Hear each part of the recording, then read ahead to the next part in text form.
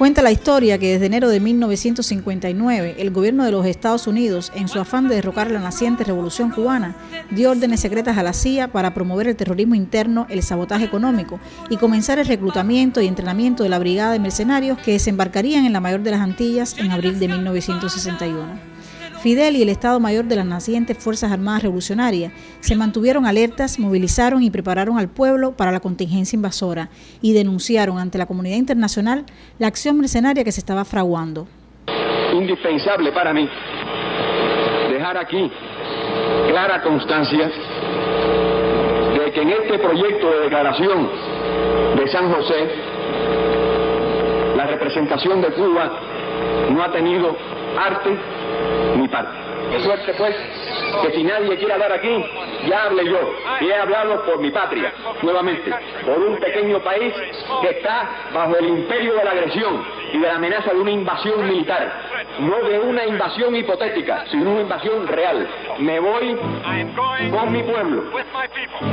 Y con mi pueblo se van también de aquí los pueblos hispanoamericanos.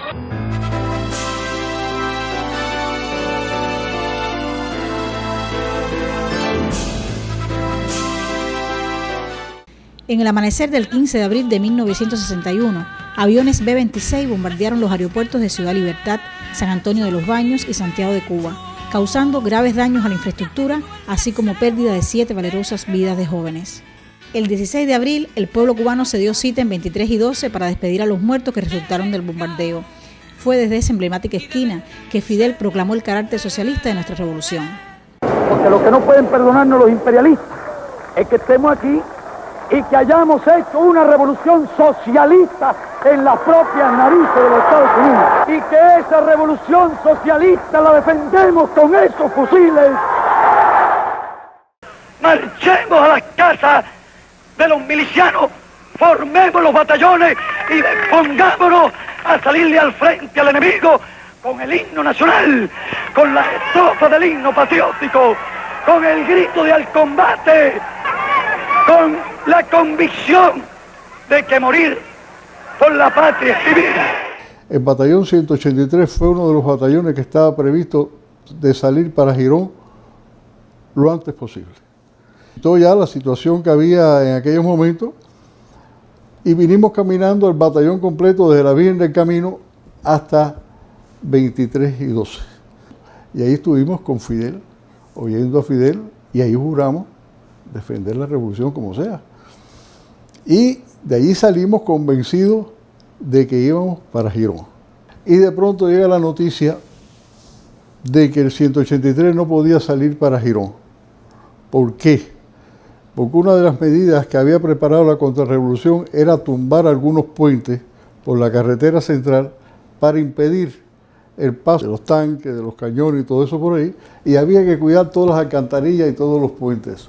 Y cuando él nos plantea eso ahí, un poco nos tiene que coger presos. Y dijo, déjenme hablar 10 minutos, déjenme hablar 10 minutos. Si no cuidamos los puentes, eso para ahí, tumban un puente, ¿qué pasa? Oye, ustedes son combatientes de Girón, porque ustedes son de los batallones elegidos para combatir en Girón. Cuando Fidel despedía el duelo de las víctimas caídas en los bombardeos, ya navegaba por el Caribe la flotilla con la brigada mercenaria escoltada por barcos de guerra de la Armada norteamericana. A la 1:30 de la madrugada del 17 de abril, tocó tierra las avanzadas de las fuerzas mercenarias en puntos de Playa Larga y Playa Girón. Allí chocaron con las pequeñas unidades de milicias cubanas y se entablaron los primeros intercambios de disparos. Y salimos para Girón, el batallón.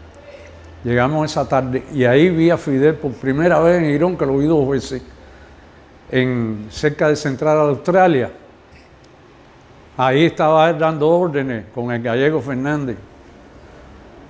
El batallón mío no siguió por la carretera esa hasta Playa Larga, sino lo mandaron a romper la ciénaga paralelo a la carretera que va de Playa Larga a Girón, con el objetivo de salir por la retaguardia a los mercenarios. En ese entronque estaban hechos fuertes los mercenarios. Y prácticamente nos sorprendieron. Nosotros íbamos por las 2 orillas de la carretera y empezaron a tirarnos con todo. Eran con morteros, con tanques de cañones sin retroceso y tenían un tanque Sherman también ahí ellos posesionados. Y bueno, empezó la balacera ahí. Yo recuerdo perfectamente que sentí un miedo terrible.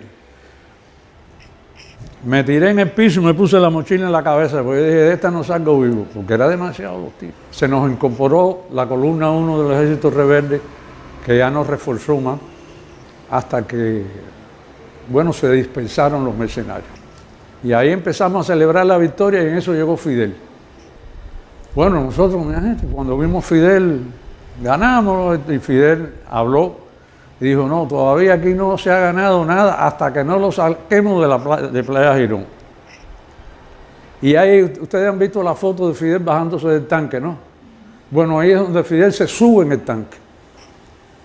El 19 de abril, tras 65 horas de incesantes batallas, las fuerzas revolucionarias tomaron por asalto Playa Girón, última posición de la brigada invasora. Los mercenarios tuvieron más de 200 muertos y 1.197 prisioneros. Por su parte, las tropas cubanas sufrieron 160 muertos y 800 heridos. La hazaña protagonizada en la primavera de 1961 por milicianos, combatientes del Ejército Rebelde y la Policía Nacional Revolucionaria fue apoyada por miles de trabajadores, campesinos, estudiantes, amas de casas e intelectuales que integraron desde entonces el gran ejército del pueblo. Cuando evocamos Playa Girón, cuando la evocamos, nos sentimos un poco afectados y un poco contentos, las dos cosas a la misma vez. Afectados porque perdimos grandes compañeros en la batalla y contentos porque a partir de ese momento nuestra revolución se consolidó. A partir de ese momento fuimos más libres, más independientes, más soberanos. Es bueno hablar en estos términos, no anecdóticos, de o hice tal cosa o hice aquello, es sacar un poco de conclusiones de lo que en sentido general se hizo. Cuando nosotros estábamos como país en la vía de preparación, sin embargo, supimos contenerlo. Y cuando digo supimos, me refiero a un actor singular, el pueblo. También hay que hablar de los CDR, también hay que hablar también de la mente clarísima y positiva de nuestro comandante en jefe, que dirigió todas aquellas operaciones, del gallego Fernández, que era nuestro jefe, y que también debemos mencionarlo. Y debemos mencionar al canciller de la dignidad, que dio a conocer al mundo entero, en Naciones Unidas, que nuestro país estaba siendo agredido. Y a todos ellos debemos rendirles homenaje, a todos. Y todos son parte de esa victoria y de esa derrota que fue la primera del imperialismo en América Latina y que todavía están sangrando. Todavía están sangrando. Girón fue la primera victoria frente al imperialismo, pero no ha sido la única en 60 años de revolución. La diplomacia cubana desde los días de esta epopeya no ha dejado de denunciar las acciones de subversión ideológica, del bloqueo económico y guerra mediática, siempre defendiendo con dignidad y justicia sus principios y soberanía. Girón fue el periodo especial y el pueblo resistió con firmeza. Fue la batalla por el regreso del niño Elián y los 5 héroes, donde impulsados por el volverán del comandante, el pueblo no cesó su demanda. Girón ha sido las 26 veces en la que ha sido aprobada por mayoría la resolución cubana de condena al bloqueo. Girón fueron las cumbres de las Américas de Panamá y Lima, donde se enfrentó al imperialismo y a sus lacayos. La diplomacia cubana, que este año celebra sus 60 años, tiene el compromiso de convertir en Girón cada revés de estos tiempos. Tiene el compromiso de defender sus ideales a toda costa, porque desde Girón hasta hoy, lo que no perdona el imperialismo es que la revolución cubana se mantenga firme en sus propias narices.